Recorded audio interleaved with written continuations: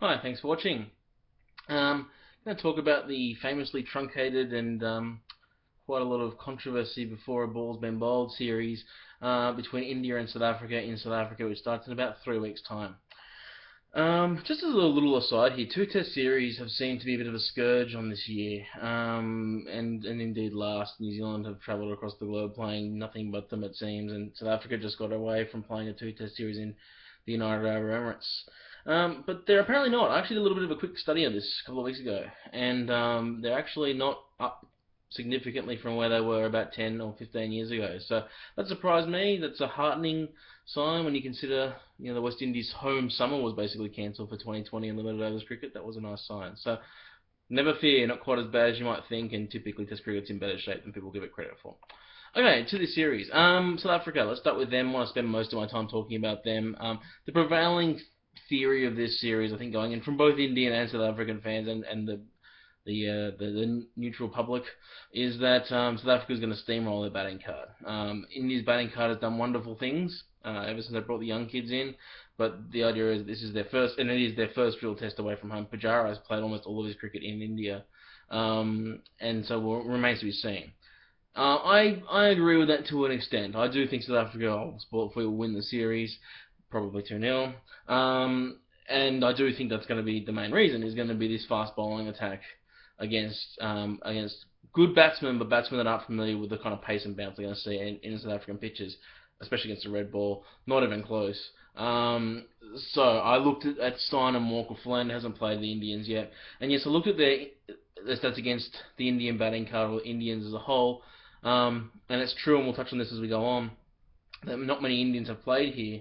But I think that it's still instructive because, you look at an Indian style of batsmanship. I mean, India almost always have good batsmen.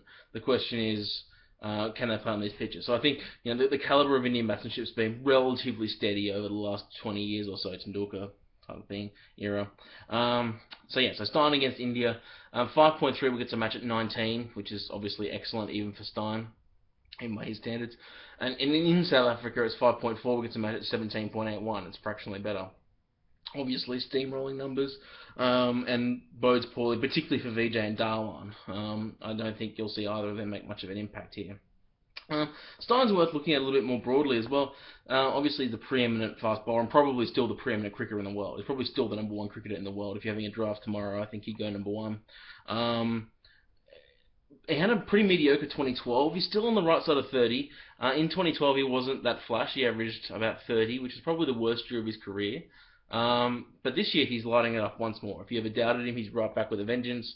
5.9 wickets a match, and considering there's a couple of tests in Asia there, that's very impressive at 14.36. So it's the best average he's had in his career so far.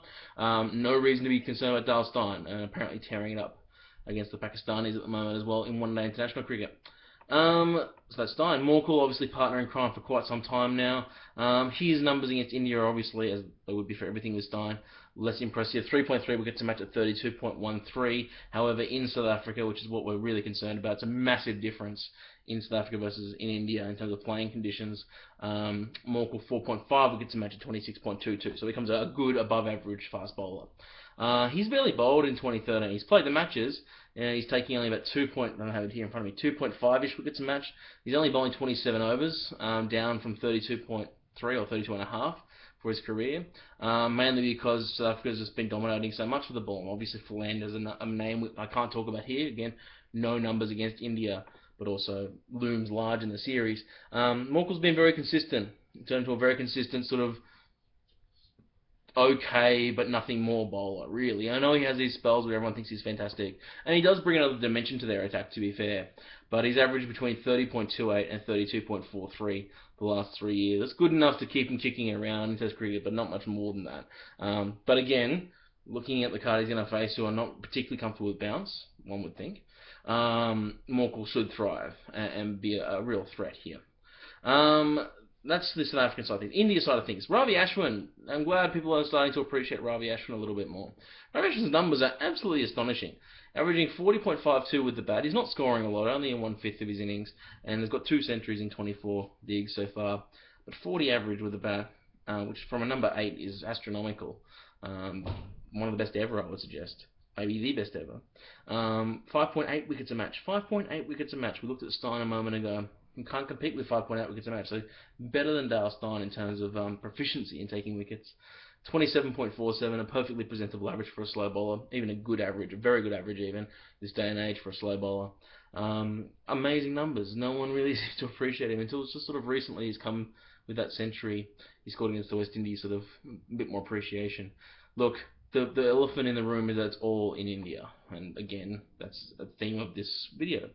And yes, he will struggle more so in against South Africa. But it should be noted that Callis is, I think we had a look at this today, I don't have the actual numbers in front of me, but averaging about 17 this year with the bat, 38 years old, a lot of overs under his belt bowling wise. Back's got to have caught up to him.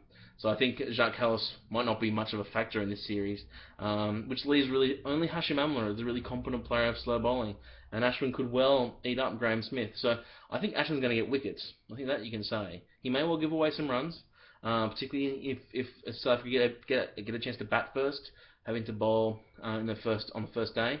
But to give you an idea of how proficient he's been, he's taken 9 more wickets than Vernon Philander in the same number of matches. They've both played 18 tests. Philander has been considered an absolute revelation on the other side of the pitch, and Ashwin's quite comfortably, by half a wicket a match, which is quite a lot, really, has out-wicket taken him. So that's how good this player is. Now, again, going to be a learning experience for both Ashwin and for us to see how he goes overseas. I think everyone will be pretty forgiving for a 35-40 average, but we want to see the wickets there. I want to certainly see above 4 wickets a match. I think he'll deliver that. The bat might be a bit more of an issue. I think that probably will struggle. Let's look at India more broadly. India have not won a test outside of Asia in the last 10 attempts. They had a famously terrible run in England and then in Australia about 18 months ago. The last one outside of Asia, not just India, Asia, in 2011 in June. They did, though, if you remember this corresponding series here in 2010, 2011 against South Africa. At the time, India was remarkably ranked number 1 in the world. And they won a test. It shocked me they won a test by about 76 runs. The second test they won, that was with Harbhajan Singh taking 6 for 80 in very much his swan song. Now, you might say, and I would probably agree with you, if Harbhajan can take 6 for 80 in that match, why can't Ravi Ashwin do something similar? If it's a fair point. Ashwin's a better bowler than Harbhajan was at the relative stages of their careers. But they also were helped by 2 run-outs in that game.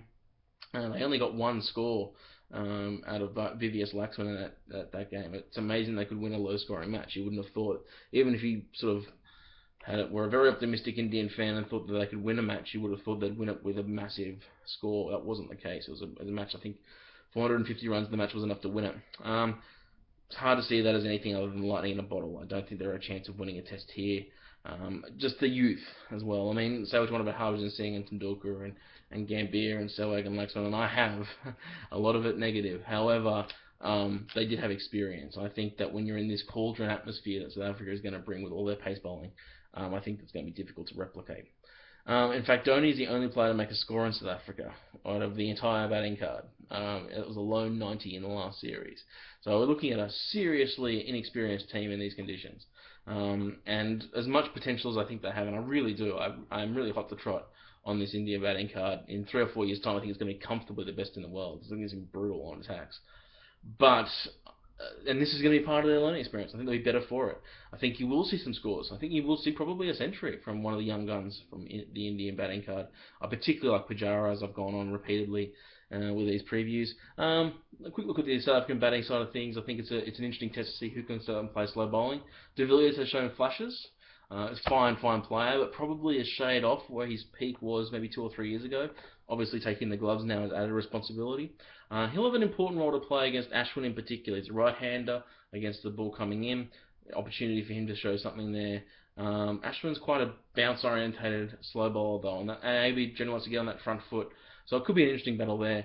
Nevertheless, I think Hashim Amla is a critical difference between the two teams, as is experience. So I'm going to pick South Africa to win this, again, short series, 2-0. Next one we'll be talking about, I think, is going to be Pakistan, Sri Lanka. I'll have to check my schedule on when I'm going to be putting that up, but quite soon, I imagine. Enjoy the cricket. Thanks, guys.